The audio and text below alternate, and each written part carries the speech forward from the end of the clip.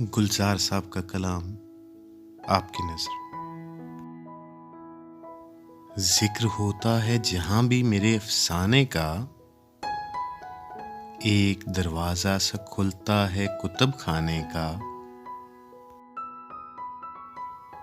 एक सन्नाटा दबे पांव गया हो जैसे, दिल से एक खौफ सा गुजरा है बिछड़ जाने का।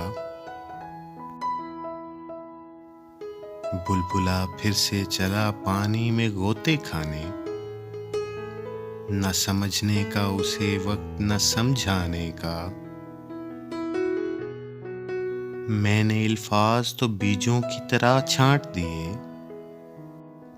ऐसा मीठा तेरा अंदाज था फरमाने का।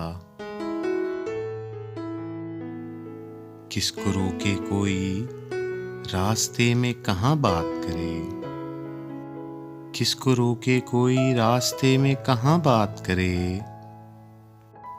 ना तो आने की खबर है न पता जाने का।